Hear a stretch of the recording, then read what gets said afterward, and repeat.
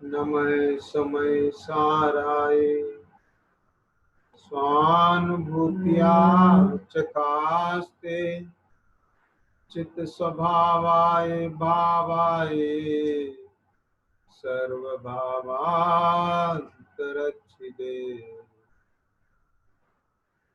वन्दितु सर्वसिद्धे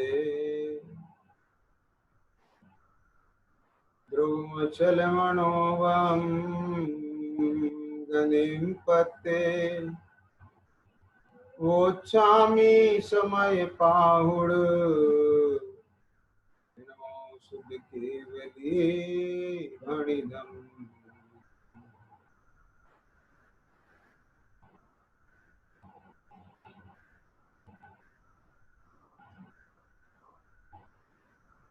यह श्री समय सार जी परमागम शास्त्र विराजमान है।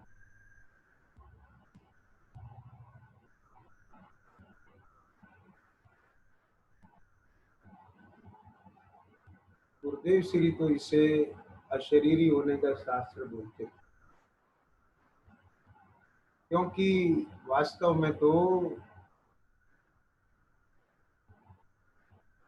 देहादि से भिन्न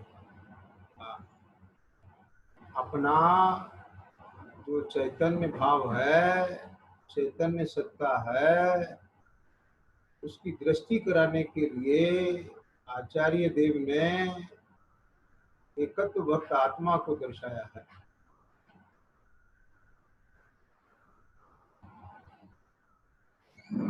ये आत्मा ने अनादिकाल से अपने को देह रूप जाना,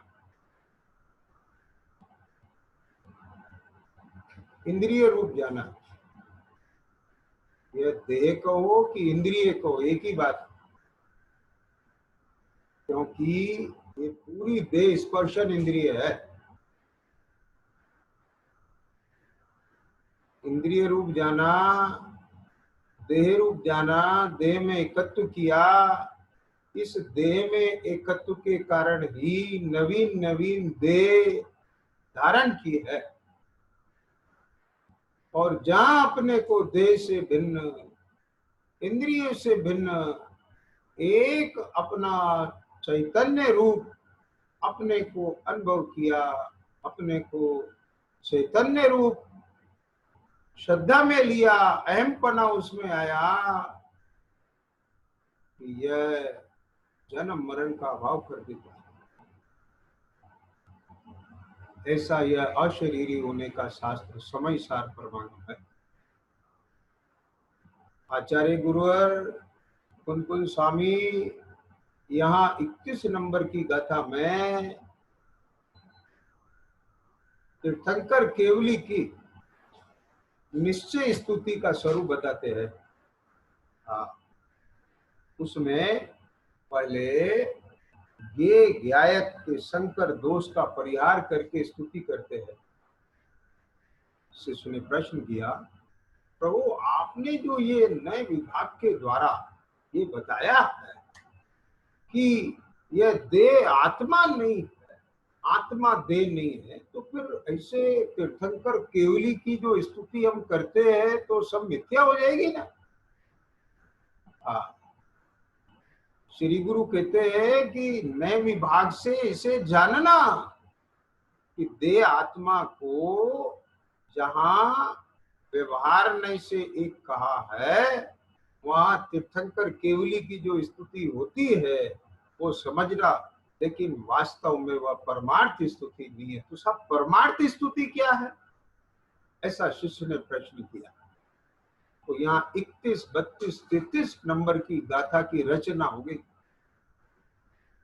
जिसमें पहली निश्चय स्तुति में चितेंद्रिय जिन कहा, दूसरी निश्चय स्तुति में जित मोह जिन कहा, और तीसरी निश्चय स्तुति में क्षीण मोह जिन कहा।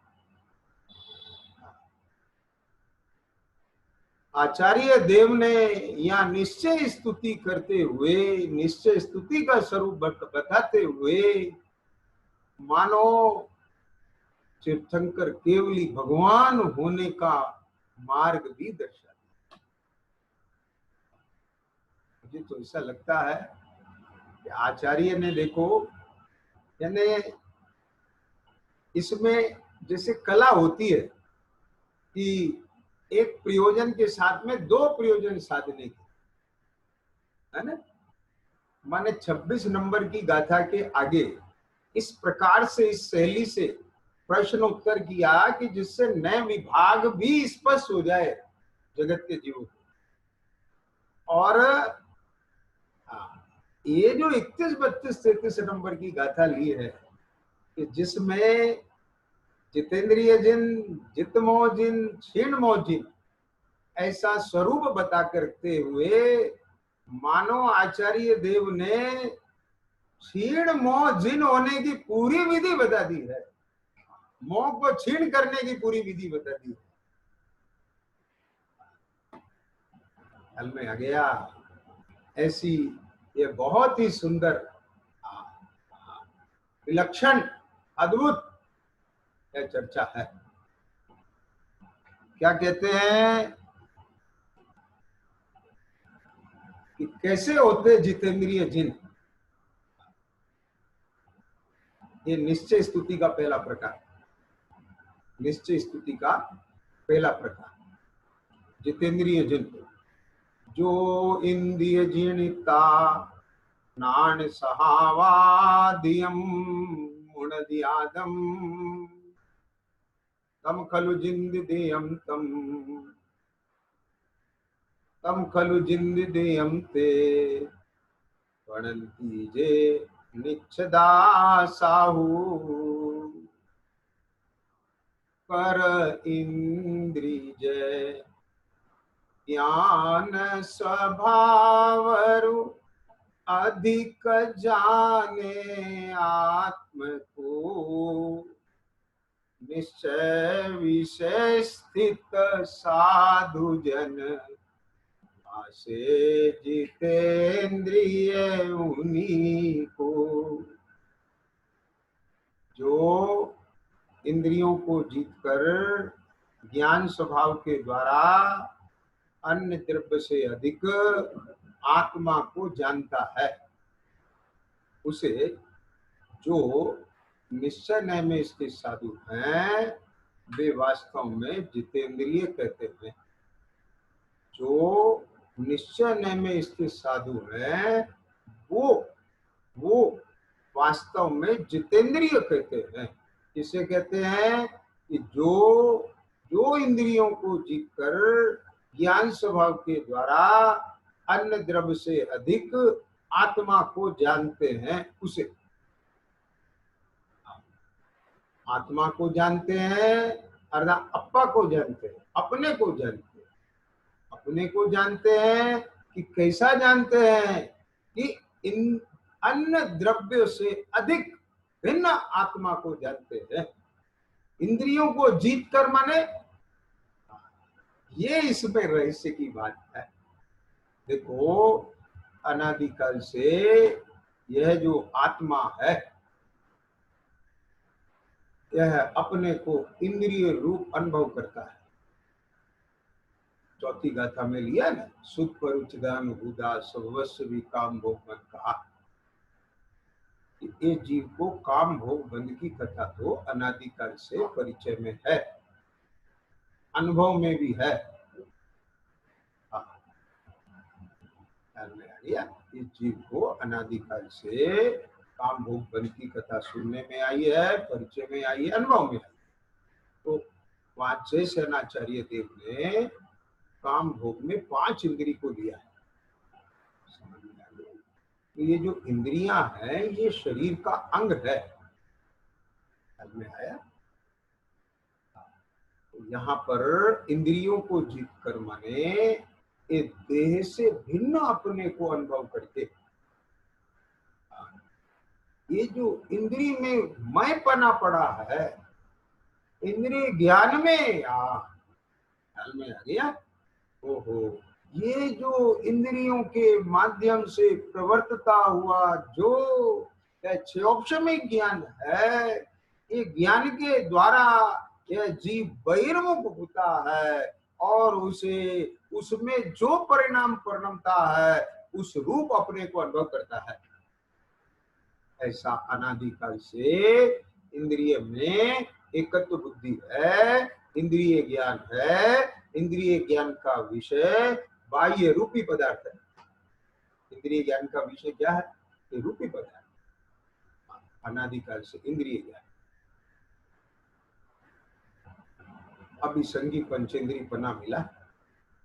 इस संगी पंचेंद्री पन्ना में यह जो मति शुद्ध ज्ञान है, मति शुद्ध ज्ञान में मन का विषय रूपी अरूपी दोनों, इंद्रिय का विषय केवल रूपी, लेकिन ये इंद्रियां तो इसको एक इंद्रिय से रही है, एक इंद्रिय, दो इंद्रिय, तीन इंद्रिय, चार इंद्रिय। मन संगी पना तो इसको कदाचित क्वचित मिलता है।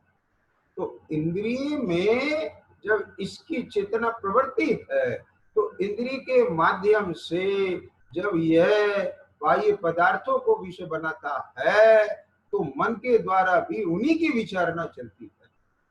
भीतर यह जो जानने देखने वाला जो ज्ञान स्वरूप आत्मा है, यह स्वयं अपने को तो भिन्न अनुभव करता नहीं, परंतु ये देखो ना, यही भ्रम की दशा है, यही मोह की दशा है। इतनी बात शास्त्र से जानकर समझ के स्तर पर आना जुदी बात है, लेकिन भीतर में वह भ्रम छट करके ग्रंथि भेद होकर के अपनी चैतन्य सत्ता और अपना चिन्मय भाव उसकी प्रतीति होना, यह जुदी बात है। बस तो यहाँ पर यह भेद ज्ञान कराते हैं। क्या कराते हैं? भेद ज्ञान कराते हैं। किसके साथ भेद ज्ञान कराते हैं? कि इंद्रियों के साथ भेद ज्ञान कराते हैं। इंद्री में द्रव इंद्री पूरा शरीर ले ले, भावेंद्री में जो ये छायोपशमिक दशा है ज्ञान की, इसको शामिल किया। क्योंकि ज्ञान का स्वरूप खंड खंड होकर जानना नहीं, यह भी वास्तव में जो स्वरूप है वह नहीं है। यहाँ पर उसको भी, उसमें से भी अहम पना निकालना। और इंद्रिय के विषयभूत पदार्थ, ये स्त्री पुत्र धन कुटुंब महल मकान, ये सब ये तो प्रत्यक्ष भिन्न है, लेकिन यहाँ अमृतचंद स्वामी ने इसमें तीनों को शामिल किया। क्यों? क्योंकि ये चेतना में जब इन सब का जानना देखना होता है ना, तो देखना जानना कहाँ होता है? कि देखना जानना देखने जानने वाले में होता है। लेकिन जिन पदार्थों का देखना जानना होता है तो वहां होता तो है उनका दर्शन ज्ञान, देखना जानना ख्याल में आया, उनका जानना होता है। लेकिन ये अपनी ज्ञात्रता को अपना ज्ञान का परिणमन न देखकर, अपनी चेतना का परिणमन न देख करके यह गे रूप में देखता है। ख्याल में आ गया? तो ऐसा इसको लगता है मानो मैं गे को ही जान रहा हूं, मैं गे रूपी हूं। अरे तू गे को जानते हुए भी तू ज्ञान स्वरूपी है। तो गे ज्ञान में आया ही नहीं है, एक गे ज्ञान में आया ही नहीं है। ये अपने चतुष्टय में है और ज्ञान अपने चतुष्टय में है। स्वयं ज्ञायक है, स्वयं ज्ञायक है, लेकिन मैं ज्ञायक और ये भिन्न पदार्थ गे ऐसा भेद नहीं जानता। कौन? ये अज्ञानी जीव। अपति बुद्ध का लक्षण पूर्व में बता के आए ना, कि सचित स्त्री पुत्र आदि धन धान्यादि मिश्र ग्राम नगर आदि ये मेरे थे, ये मेरे हैं, ये मेरे होंगे, मैं इनका था, मैं इनका होऊंगा, ये सब इसी के कारण है। ये इंद्रिय ज्ञान है, ये इंद्रिय में एकत्व है ना, तो इसके कारण ये मैं, तो इससे संबंधित सब मेरा, ये मेरा स्व, मैं इसका स्वामी। ये एक ही चीज है, नहीं तो ये एक चीज नहीं है, ये जुदा है, भिन्न है। ये ख्याल में आया? ये जुदा है, ये भिन्न है। तू तो एक एक अद्वितीय ख्याल में आया, ऐसे एक चैतन्य सत्ता जीव पदार्थ है तू। भले ही अनादिकाल से बाय डिफॉल्ट नैसर्गिक रूप से कर्म के साथ तेरा एक क्षेत्राओं का संबंध है, देह के साथ एक क्षेत्राओं का संबंध चला आ रहा है। एक देह छूटती दूसरी देह, दूसरी छूटती तीसरी देह, कारमान वर्गणा, कारमान शरीर है, तेजस शरीर है, औदारिक शरीर है, कभी औदारिक शरीर छूट के वैक्रियक शरीर हो जाता है, ये सब है। परंतु तू तो अशरीरी है, ज्ञान शरीरी है। लेकिन ख्याल में नहीं आता। क्यों नहीं आता? क्योंकि समग्र चेतना का जो व्यापार है ना, वो परोन्मुख है, इंद्रिय के माध्यम से परोन्मुख है, मति शुद्ध ज्ञान है। लेकिन अभी यहाँ पर आचार्य गुरुवर कुंकुंद स्वामी ये फरमाते हैं, एक बात तने बंद पर्याय से तो अनादिकाल से देखा जाना, पर एक बार अपने असाधारण चैतन्य भाव से देख ले।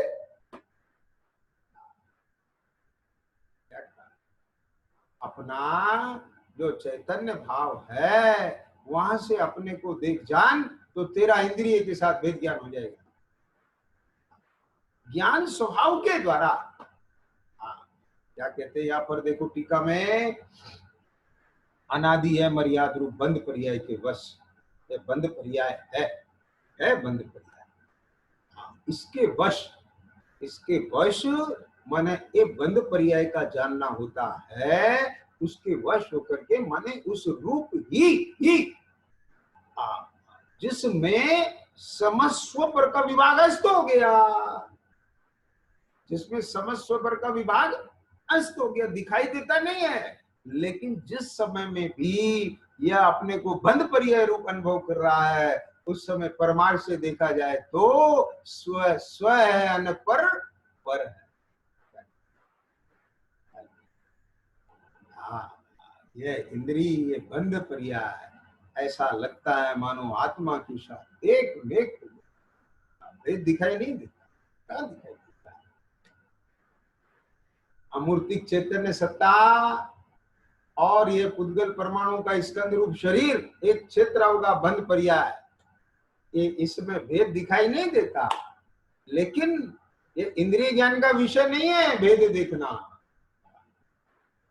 यहाँ इंद्रिय ज्ञान से तो दिखता है, क्या दिखता है? आंख से देखता हूँ, कान से सुनता हूँ, नाक से सूंघता हूँ, जीभ से चखता हूँ।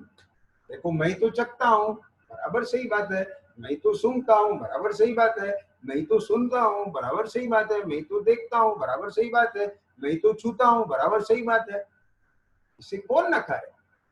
ये तो बिल्कुल दिखाई देता है मैं। लेकिन भाई सुन, जरा चेत, यहाँ पर जरा चेत। मैं चखता हूँ, ये बात बराबर है। मैं सूंघता हूँ, ये बात बराबर है। मैं देखता हूँ, ये बात बराबर है। मैं सुनता हूँ, ये बात बराबर है। मैं चखता हूँ, बात बराबर है। मैं गर्मी सर्दी ठंडा गरम हल्का भारी रूखा चिकना कड़ा नरम इसका मैं फील करता हूँ, जानता हूँ, अनुभव करता हूँ, छूता हूँ, ये बात बराबर है। लेकिन ये सबको जानने वाला कौन है? सूंघने वाला कौन? मैं। देखने वाला कौन? मैं। सुनने वाला कौन? मैं। ये ऐसे नहीं, महसूस करो, शांत। अभी यहां से नहीं चलना, हाँ शांत। देखो ये सामने, अभी देखना, ये आंख के सामने जितने पदार्थ है ना, जितना भी दिख रहा है, अब चेतना समग्र वहां जाकर के केवल उसमें तन्मय होकर के उसका भोग करे तो यहां नहीं दिखाई देगा। यहां रहते हुए मैं और वो, देखो वो वहां, मैं यहां, आंख के माध्यम से उसका जानना हो रहा है। मुझे मुझे मेरा अस्तित्व यहाँ है, फील करो। कान के माध्यम से कोई आवाज है, उसका जानना हो रहा है। किसे? मुझे।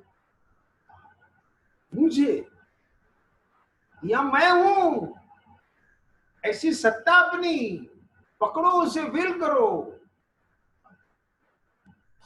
खुशबू आई, गंध बाहर है, लेकिन जानना भीतर हो रहा है किसे, कि मुझे। रसगुल्ला बाहर है जीभ पर, लेकिन उसके रस का ज्ञान हो रहा है किसे, कि मुझे। इधर में छूने का ज्ञान हो रहा है किसे, इसे कि मुझे। यहाँ छूने का ज्ञान हुआ इसे कि मुझे। ये सब मुझे, वो मैं कौन। हाँ, हाँ, मैं ये नहीं, मैं ये नहीं, मैं ये नहीं, मैं ये नहीं, मैं हूं। और मैं कौन हूं, कि मैं देखने जानने वाला हूं। क्योंकि यहां से भी जो ये सब रूपी पदार्थ, इसका वर्ण गुण, उद्गल का वर्ण रूप, इसका ज्ञान हुआ। ये देखना जानना हुआ, इसका भी शब्द का भी देखना जानना हुआ। ये दर्शनोपयोग, यहां से एक विषय से दूसरे विषय पर अर्थांतर होना, जाना। ये दर्शनोपयोग, जाकर के किसकी आवाज है, कौन बोलता है, ये ज्ञानोपयोग। ऐसे दर्शन ज्ञान रूप चेतना का व्यापार चल रहा है। किसमें, अभी यहां महसूस कर, मुझ में मेरा व्यापार निरंतर दर्शन ज्ञान रूप है। ये तो इंद्रिया माध्यम है रूपी पदार्थ को देखने जानने के लिए, लेकिन रूपी पदार्थ को देखने जानने के लिए भले ही अवलंबन रूप है, और अरूपी आत्मा को देखने जानने के लिए तो ये कतई बेकार है। समझ आया? इंद्रियों को जीतकर, हाँ, इंद्रियां, शरीर परिणाम को प्राप्त इंद्रियां, ये भाई क्या कहते हैं यहाँ, अनादि अमर्याद रूप बंध पर्याय के वश, अनादिकाल से अमर्याद रूप से यह बंध पर्याय है, जिसमें समस्व पर का विभाग अस्त हो गया है। समस्व पर का, स्व पर का विभाग भेद अस्त हो गया। वेद ज्ञान की शक्ति अत्यंत असंकुचित हो गई। क्यों हो गई? कि भेद ज्ञान किसमें, वेद ज्ञान ये चैतन्य सत्ता में, और ये जड़ सत्ता उद्गल की सत्ता के भेद ज्ञान के लिए अस्त है।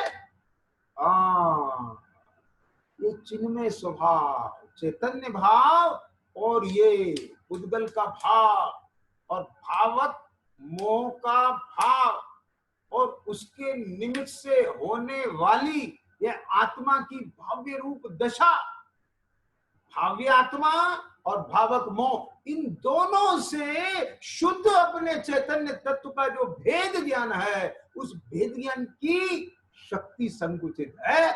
लेकिन समस्त चेतना का व्यापार परोन्मुख होने के कारण से, परोन्मुख होने के कारण से वहां तो भेद ज्ञान बहुत बढ़िया चलता है। यह चमेली की खुशबू है, ये गुलाब की खुशबू है, हाँ, ये बर्फी का स्वाद है, ये रसगुल्ले का स्वाद है। अरे एक एक चीज में भेद बता दे, क्योंकि सारी की सारी इसकी जो संवेदना है, वह संवेदना रूपी में लगी हुई है, इंद्रिय में लगी हुई है, इंद्रिय के विषयभूत पदार्थों में लगी हुई है संवेदन शक्ति। इसलिए इसकी अपनी स्व सत्ता और पर सत्ता और स्वभाव और परभाव के बीच जो संवेदनता आना चाहिए, भेद ज्ञान, वह संकुचित, उसका उपयोग नहीं कर रहा, सूख गई। लेकिन नहीं, अत्यंत विकास रूप स्वभाव को धारे अभी बैठी है, उपयोग चालू कर देगा उसका। अभी भेद ज्ञान की प्रवीणता होगी, लेकिन वो भेद ज्ञान वहां नहीं, यहाँ करना। यहाँ करे तो यहाँ प्रवीणता आएगी, वहां करता है तो वहां प्रवीणता आती है। बाहर की प्रवीणता काम नहीं आएगी। समझ में आ गया? देखो क्या कहते हैं यहाँ पर, ऐसी शरीर परिणाम को प्राप्त द्रव्येंद्रियों को तो निर्मल भेदाभ्यास की प्रवीणता से प्राप्त अंतरंग में प्रकट अति सूक्ष्म चैतन्य स्वभाव के अवलंबन के बल से सर्वथा अपने से अलग किया, अपने से अलग किया, माने अपने से अलग जाना, अपने से अलग जाना अर्थात उनसे अलग अपने को जाना। उनको जानता रहेगा तो अपने को कब जानेगा, और अपने को जाने बिना उनको अलग कैसे जानेगा। अभी तो ये इंद्रिय रूप जानता है ना, मैं नाक वाला, आंख वाला, कान वाला, जिह्वा वाला, ऐसे वाला, ऐसे वाला, ऐसे वाला हूं, ये मैं हूं, ऐसे जानता है। इसमें बैठ करके आत्मा को जानता है। देखो ध्यान से सुनना, जैसे यह रूपी पदार्थ है ना, उसका खाका मन से विचारता है, ऐसे का आत्मा का भी खाका बना लेता है ये अपने ज्ञान में, और मन के द्वारा उसका विचार करता है। परंतु यह प्रत्यक्ष प्रत्यक्ष आत्मा, जो आत्मा उस खाके को, आत्मा के खाके को जान रही है, वह आत्मा प्रत्यक्ष अपने को नहीं जानती, इसलिए स्वसंवेदन ज्ञान नहीं होता। आत्मा के बारे में जानना होता है, आत्मा के स्वरूप का जानना होता है, लेकिन ऐसा आत्मा मैं हूं, यहाँ जो हयाती है वस्तु की, अपनी चिन्मयता की, चैतन्य सत्ता की, चैतन्य भाव की, उसका भाव भाषण होके, अनुभव होकर के उसकी प्रतीति नहीं होती। जब तक वो प्रतीति नहीं होती तो इंद्रिय से भेद ज्ञान नहीं।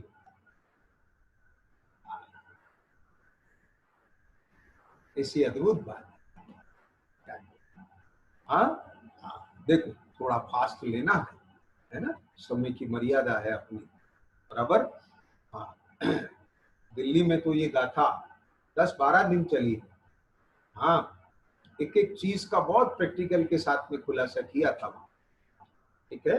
तो अभी देखो क्या कहते हैं यहाँ पर, शरीर परिणाम को प्राप्त द्रव इंद्रियों को, तो ये तमाम शरीर परिणाम को प्राप्त है ये द्रव इंद्रिय। देखो ये बाहर से दिखती है ना, ये सब ये द्रव इंद्रिय, और भाव इंद्रिय सूक्ष्म है, लेकिन वह भी, यहाँ अमृतचंद स्वामी क्या कहते हैं, उसे भी वेद ज्ञान के खाते में डालते, क्योंकि वह भी आत्मा का स्वरूप नहीं है, अखंड पने जाने, ये ज्ञान का स्वरूप। तो इधर में प्रतीति में आता हुआ, ख्याल में आ गया, प्रतीति में आने वाली अखंड एक चैतन्य शक्तिता के द्वारा वो भावेंद्री से वेद ज्ञान करते हैं, और चैतन्य स्वभाव के आलंबन से द्रव इंद्री से वेद ज्ञान करते हैं। ये दोनों में थोड़ा अंतर समझना है। देखो क्या कहते हैं, अभी भैया अज्ञानी जीव है ना, ये लुब्ध जीव, इसकी चेतना निरंतर किसी ना किसी रूपी को के बनाने में लगी है। एक बात, अगर प्रत्यक्ष ज्ञेय नहीं बना रहा है तो पूर्व में बनाए हुए ज्ञेयों को मन के द्वारा जानने में लगी है, अथवा ये मेरे हैं इस विचार में लगी है, मैं इनका हूं, ये मेरे हैं, मैं इनका करता हूं, मैं इनका भोगता हूं। एक तत्संबंधी बहुत बड़ा नेटवर्क है ना। आप अपने आप घटा लेना, सिंपल एक बता दिया कि 24 घंटे जो विकल्प संकल्प चलते हैं ना, बैठे बैठे प्लानिंग चलती है, ये सब चलता है, वो सब चलता है, इसमें आ जाएगा। विषय क्षेत्रांतर होता है बस, पहले व्यापार धंधा, 5 इंद्रिय के विषयभूत, घर गृहस्थी, कमाना धमाना, और ये सब राग द्वेष के भाव आते हैं। इनकी जगह अरे अभी अष्टमी का महापर्व चल रहा है, अपना एक बहुत बढ़िया आयोजन हुआ है, ख्याल में आया, ऐसे इतने प्रवचनों का लाभ लेना है, ख्याल में आया कि नहीं आया, अपने को घर बैठ करके भक्ति करना है, भगवान का पूजा करना है, देव तो जाके नंदीश्वर में कर रहे हैं, अपने को यही से भावना भाना है। ये विचार चल, इधर का विचार चल रहा है कि इधर का विचार चल रहा है, सब कर्तव्य संबंधी है। ख्याल में आ गया, ये सार्व विचार देह में एकत्व बुद्धि पूर्वक करने संबंधी चल रहा है। लेकिन तो एक बार इससे भिन्न होकर के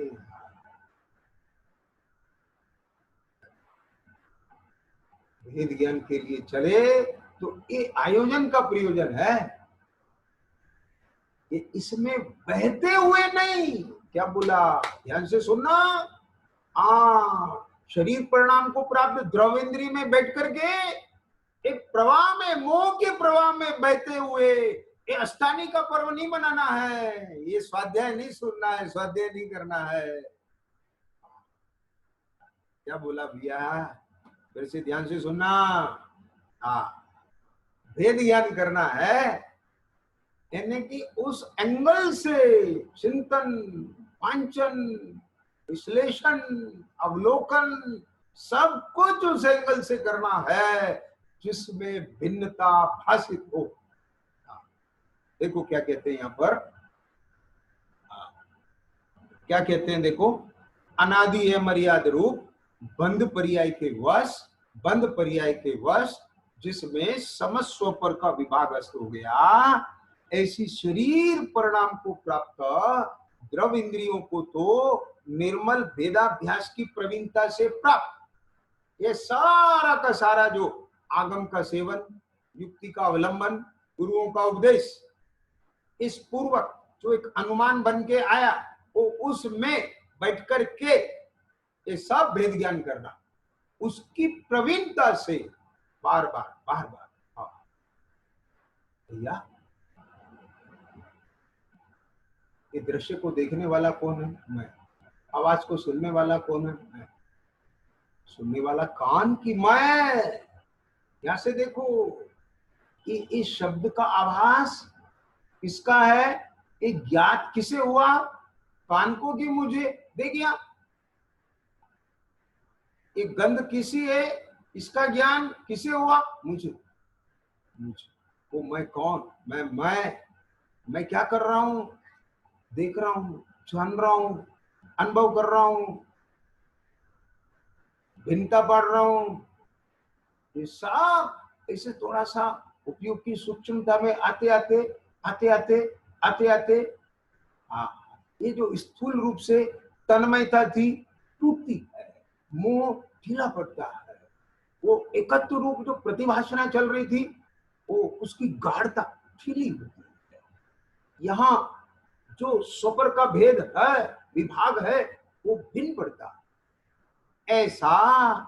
ऐसा भेद अभ्यास करे, उसमें मोह ढीला पड़ता है, इधर सुसम्मुखता बढ़ती है, प्रतिभाषणा बढ़ती है। तो क्या कहते हैं यहाँ पर, अंतरंग में प्रगट अति सूक्ष्म चैतन्य स्वभाव के अवलंबन से इसको अपनी चेतनता संचेतन में, प्रतिभाषणा में बनने लगती है। अभी तो ये केवल आगम से जान लेता है कि हाँ मैं चैतन्य तत्व, लेकिन इसे आपने ब्रांडेड चीज मुंह में रखी ना, हाँ ये मिश्री है, उस पे लिखा है मिश्री है, वहां से नहीं जाना मिश्री है। यहाँ जो मिठास स्वाद में आती है उससे जानना है कि मिश्री है। आगम से, इधर से उधर से सुन के पढ़ के जानता है कि मैं जानने वाला हूं, लेकिन इधर जान के बोल कि मैं जानने वाला। ऐसे थोड़ा अभ्यास बढ़ने पर अंतरंग में प्रकट अति सूक्ष्म चैतन्य स्वभाव के अवलंबन के बल से धीरे धीरे वो ख्याल में आता है, प्रतिभाषणा में आता है, तो उसका एहसास और पकड़, वो ख्याल बढ़ता है और अति अंतर में ख्याल में आया, तो ध्यान और चलता है। अभी समय कम है ना, तो बहुत विस्तार से चली थी चर्चा ये अभी पूर्व में। तो क्या कहते हैं, उसके आलम्बन के बल से सर्वथा अपने से अलग किया माने अलग जाना, और अपना अस्तित्व भासने लगे। किस रूप? एक रूप, मैं वही का वही, वैसा का वैसा, क्या कर रहा हूं ऐसा। तब इसको उसके बल से ये भासने लग जाता है, वो ढीला बढ़ने लग जाता। मैं आंख से देखने वाला नहीं, मैं ज्ञान से जानने वाला, मैं कान से सुनने वाला नहीं, मैं ज्ञान से जानने वाला। उस शब्द को नहीं जान रहा हूं, मैं मेरे ज्ञान स्वरूप को जान रहा हूं। इसे उपयोग ज्ञान स्वरूप पे आने लगा, वर्तता हुआ, चैतन्य का परिणमन संचेतन में आने लग गया। ऐसा बढ़ते बढ़ते बढ़ते बढ़ते बढ़ते बढ़ते जब अपनी सन्मुखता में एकाग्रता बढ़ती जाती है, ओहो, अपना संचेतन बढ़ने को ये जो संकल्प था देह में अपने रूप और तत्संबंधी उपयोग उसका अनुभव करता था, वो बदल गया।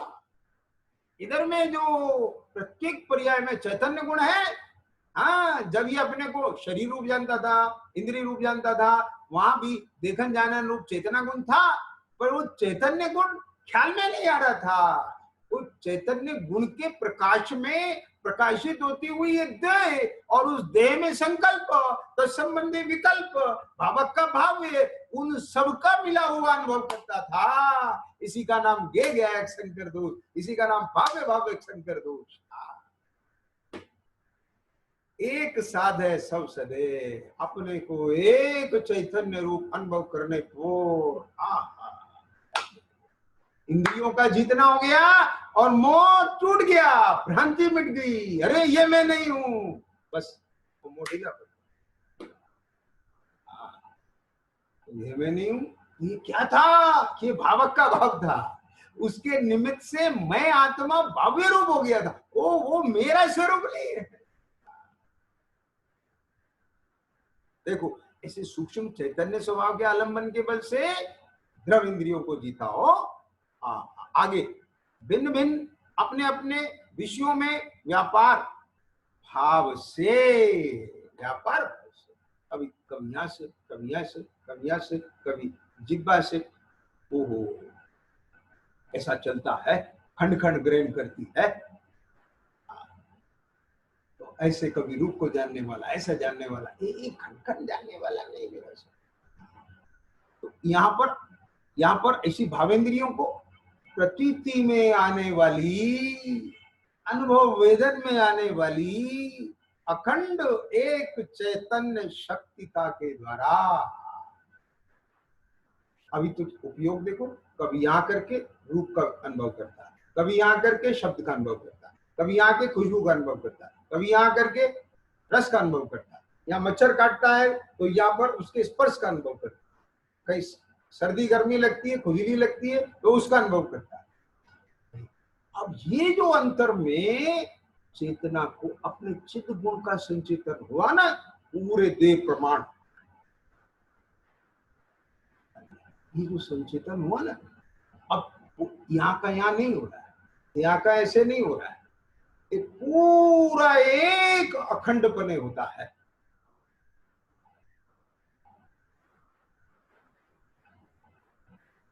मैं एक अखंड सत्ता, द्रव से अखंड, क्षेत्र से अखंड, काल से अखंड, भाव से अखंड।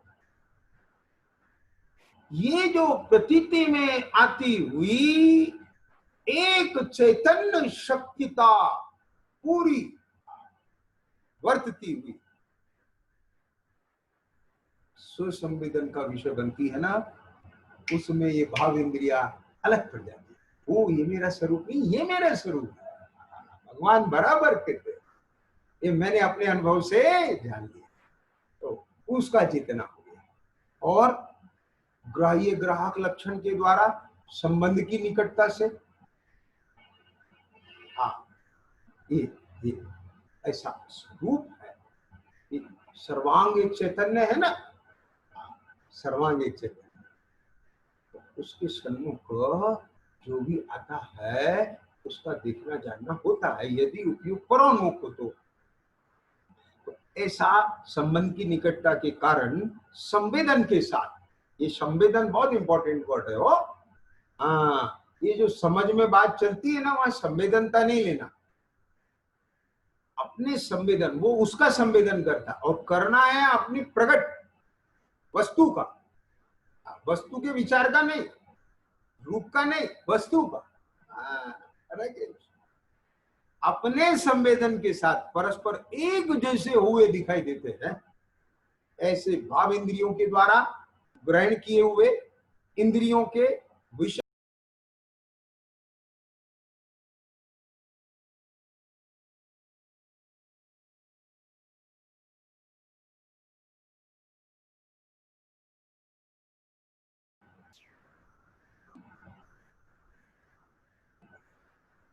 ये पदार्थ मेरे में आई नहीं, मैं इनमें गया। देह मेरे में आई नहीं, मैं देह में गया। मैं तो ये चैतन्य धातु से निर्मित हूँ। यह देह के उद्गल परमाणु अपने में पड़े हैं और ये इंद्रिय के विषयभूत पदार्थ अपने में। इस प्रकार से इंद्रिय के विषयभूत पदार्थों के साथ वेद ज्ञान हुआ। इसका नाम जीतना है। इस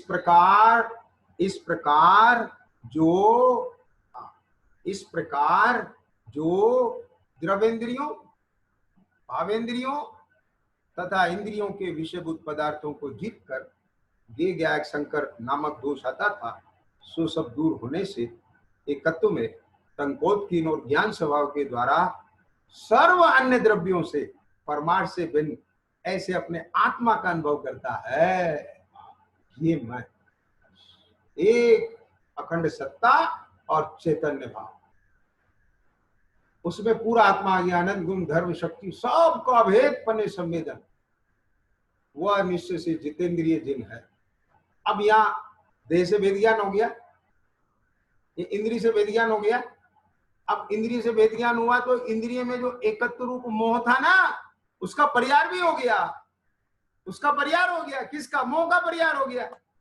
हाँ, तो ये मोह मेरा कुछ है नहीं। हाँ, ये कौन है? ये तो भावक का भाव है।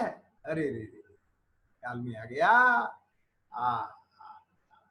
इस प्रकार से जहां इंद्रिय से वेद ज्ञान हुआ ना, तो वो वहीं से ही ओहो उसी अनुभूति में स्वसंवेदन में मोह से भी वेद ज्ञान।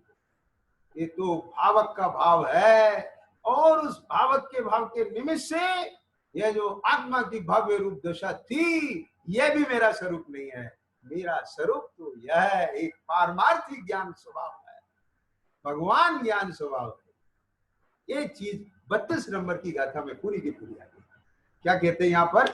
बस मैं गाथा और टीका पढ़ करके पूरा कर देता हूं, समय हो गया है। जो मोहम तुजनिता नान सहावादियम मुनदियादम तम जीद मोहम साहू परमट्ट वियाणिया बेती।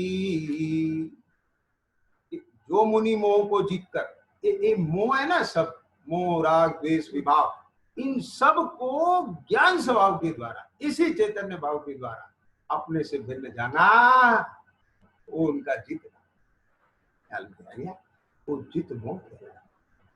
इसमें भी यही बात है, पूरी की पूरी वही चीज है।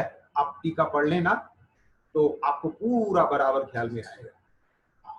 ये ज्ञान स्वभाव, परमार्थ सत्य ऐसा भगवान ज्ञान स्वभाव, ऐसा अपने अंतर में जब वेदाभ्यास की प्रवीणता से अपनी एक चैतन्य सत्ता और चैतन्य स्वभाव को अनुभव में ले आते हैं, उसी समय इंद्रिय के विषयभूत पदार्थ और मोह राग आदि भाव, ये सब वहां नहीं होने से, उनसे रहित अपना स्वसंवेदन होने पर इन सब के साथ वेद ज्ञान हो जाए।